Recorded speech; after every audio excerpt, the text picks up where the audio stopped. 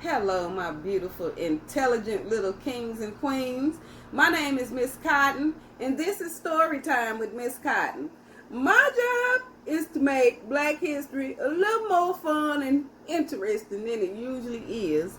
And you guys really need to know where you come from and who you come from because we have a great history that you should be proud of.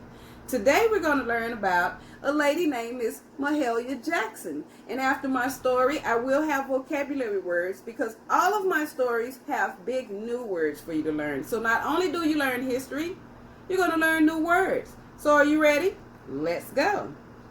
Miss Mahalia Jackson was born and raised in New Orleans, Louisiana. Mahalia was always surrounded by the sounds of the blues and Mardi Gras. As a child, she sang jazz songs by Bessie Smith in her room at night.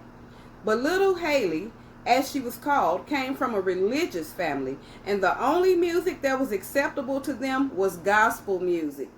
She made her singing debut in the choir at the Mount Moriah Baptist Church and blew everyone away with her enormous voice. Later in life, she felt the urge to sing non-religious music. But she had made a promise to herself and her family to sing only gospel, and she stuck to it her whole life. She turned down big nightclub shows and lived on very little money. But in 1946, she recorded a single, Move On Up a Little Higher, that sold over 2 million copies. She gained a following around the United States and traveled for performances.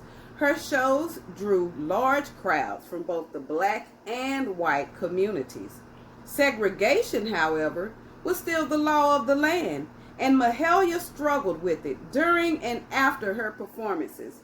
When she was on the road, Mahalia kept food in her car just so she wouldn't be relegated to the colored section of a restaurant.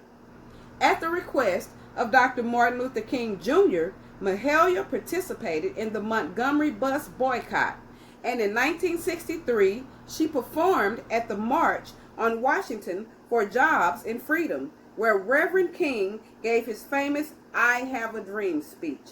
She was on the podium behind him, and when he started to go off script, she encouraged him. "Tell him, Martin," she shouted.